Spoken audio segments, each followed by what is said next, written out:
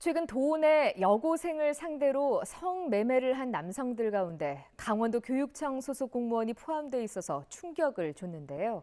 그런데 강원도 교육청 직원들의 성범죄는 이게 다가 아니었습니다. 아동 음란물을 소지하는가 하면 강제추행도 적지 않았습니다. 허주희 기자가 취재했습니다. 강원도 교육청 소속 30대 공무원이 성매매를 했다가 적발된 건 지난달. 경찰 수사가 시작되자 곧바로 직위 해제됐습니다. 여고생이 SNS에 올린 글을 보고 만남을 가진 뒤 7차례에 걸쳐 성매수를 한 혐의로 학부모들의 공분을 샀습니다. 강원도 의회에서도 질타가 이어졌습니다.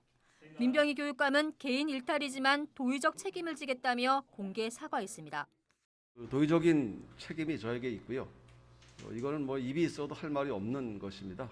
사과 아니라 그 이상의 것도 해야 된다고 생각합니다. 하지만 개인 일탈이라고 하기엔 강원도 교육청 직원들의 성범죄가 너무 많다는 지적이 나왔습니다.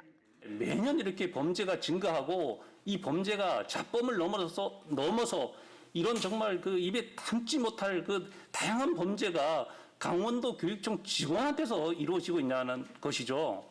실제로 2019년 아동 청소년 강제추행과 아동에 대한 음행 강요 등으로 5명이 형사처분을 받았습니다. 작년에는 7명으로 늘었는데 공중 밀집 장소에서의 추행과 심지어 아동 음란물 소지자도 있었습니다. 올해는 2달이나 남았지만 통신 매체를 이용한 음란 등으로 벌써 7명이 수사나 재판 등을 받고 있습니다. 강원도 교육청은 성인지 감수성 교육을 모든 직원들을 대상으로 진행하고 있다고 밝혔습니다. 하지만 이런 예방 교육만으로 충분한지 또 교육이 제대로 이뤄지는지는 의문입니다. 특히 미성년자들이 주로 온라인을 통해 성착취에 노출되고 있지만 단속은 현실을 따라가지 못하고 있습니다. 성매매 예방 교육을 강화하고 인터넷 플랫폼이나 SNS를 감시할 수 있는 단속 인력도 많이 투입이 돼야.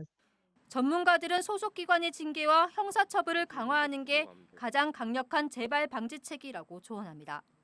아동 청소년을 보호해야 할 교육 공무원들의 성범죄가 바로 우리 지역에서 잇따라 발생하고 있습니다. 학부모들의 걱정이 커질 수밖에 없는데요. 이제는 특단의 대책이 필요해 보입니다. MBC 뉴스 허주입니다.